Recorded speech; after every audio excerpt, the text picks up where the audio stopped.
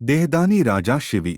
शिवी की धर्मपरायणता, उदारता, दयालुता एवं परोपकार की ख्याति स्वर्गलोक में भी पहुंच गई थी।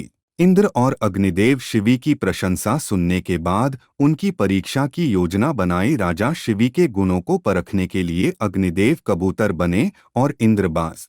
एक दिन राजा अपने दरबार में बैठे थे, तभी एक कबूतर उड़ता हुआ उनकी गोद में आ गिरा और अपनी रक्षा के लिए प्रार्थना करने लगा। कबूतर ने कहा, महाराज, आपकी उदारता और शरणागत पर दया की चर्चा पशु पक्षियों तक में होती है। मैं भी आपके राज्य में निवास करने के कारण आपकी प्रजा और अभी आपका शरणागत हूँ। मेरी रक्षा करें।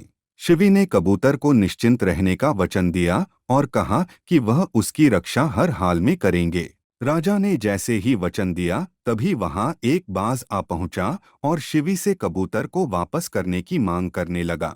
बाज ने कहा, महाराज, यह कबूतर मेरा आहार है। मैं अपने आहार का पीछा कर रहा था, मैंने इस पर प्रहार भी किए हैं। आप मुझे मेरा आहार वापस करें, आपकी बड़ी कृपा होगी।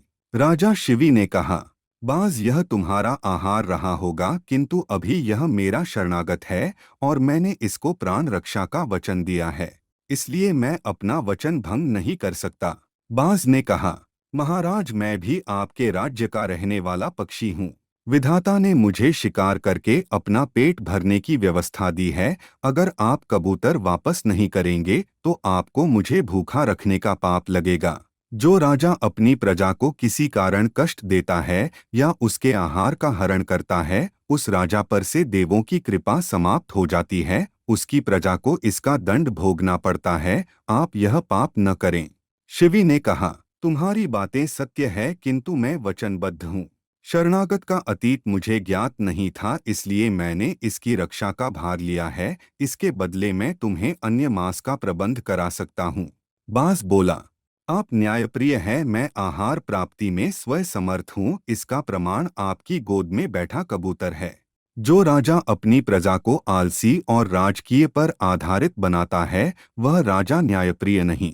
राजकोष आपकी व्यक्तिगत संपत्ति नहीं, प्रजा का अधिकार है। बाज की तर्कपूर्ण बातों से शिवी निरुत्तर होने लगे। उन्होंने कहा, बाज, राजकोष मेरी संपत्ति नहीं, किंतु प्रजा कल्याण में प्रयोग का अधिकार है। कबूतर मेरी प्रजा है, उसके कल्याण के लिए प्रयोग का अधिकार है। बाज और शिवी में तर्क वितर्क चलता रहा। शिवी बाज के तर्कों के आगे झुक गए और उन्होंने बाज से ही रास्ता बताने का अनुरोध किया। बाज ने कहा, आप राजा है, मैं प्रजा। प्रजा को संतोषजनक पारितोषिक दीजिए। शिवी ने कहा, हर व्यक्ति को सबसे प्रिय उसके अपने शरीर का मांस होता है। मैं कबूतर के बदले अपने शरीर से मांस काटकर दे सकता हूँ। बाज इस पर सहमत हो गया। एक बड़े से तराजू एक पलड़े पर कबूतर को रखा गया और दूसरे पर राजा शिवी ने अपनी जंघा से काटकर मांस का एक बड़ा टुकड़ा रखा, लेकिन पलड़ा हिला भी नहीं। शिवी अपने शरीर से मांस काटकर रखते गए, लेकिन पलड़ा नहीं हिला। अंत में खून से लथपथ शिवी स्वयं उस तराजू पर बैठ गए।